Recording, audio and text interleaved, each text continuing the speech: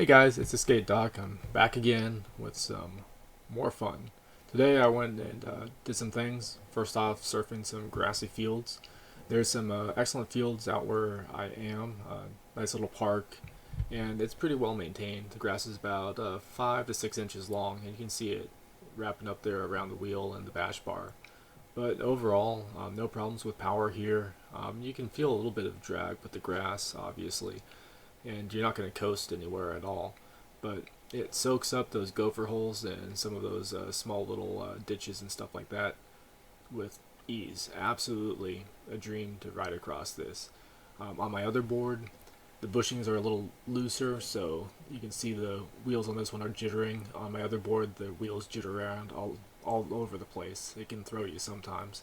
Also, power on the two-wheel drive belt board is a little bit lacking in this department, but it just cruises right up the hill, and that's probably 25 to 50% throttle, so you can probably make this thing go a lot faster if you wanted to, but I honestly have no intention of doing that right now. Next up is the Improvised grass Quarterpipe. So there's this small little grass knoll, and you can kind of get a little slalom thing going here. I'm going to keep practicing at this a little bit more. There's another one that's a little bit bigger. And of course, mudding on the Lakebed. Why not? You got a four-wheel drive beast, you might as well try it out on the Lakebed. It's pretty muddy. It's that sticky kind of clay mud, so once you get it wrapped around the tires, you're basically ice skating at this point. And if you watch, you can see my wheel track is kind of slipping out. I'm getting a little bit of a tank slapper on the rear wheels there. And you can see it's pretty muddy. There's also some tree stumps in here too, so I'll hit them every now and then, and that kind of throws you off a bit. But overall, yeah, there is a tree stump. Yeah, overall though, it's handling it pretty well. It maintains traction surprisingly well, all things considered. Alright, let's take a look at some of these transitions from grass to pavement and pavement back to grass again.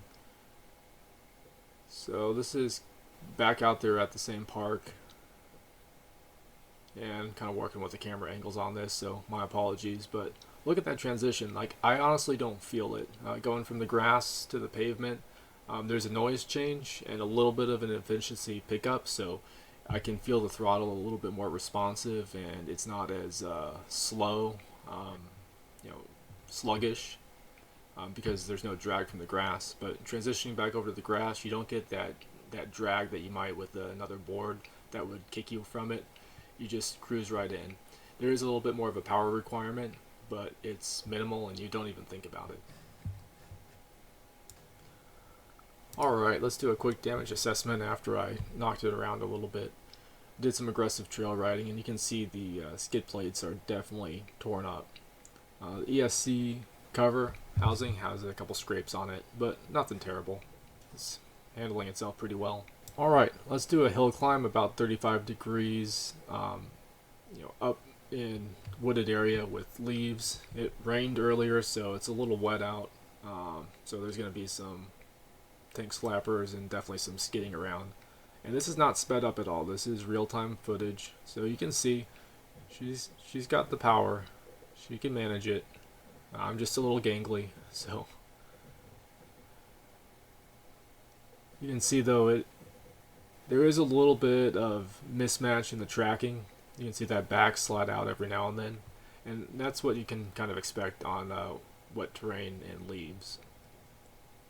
Well, that about wraps it up, and I hope you guys have a great day. Take care.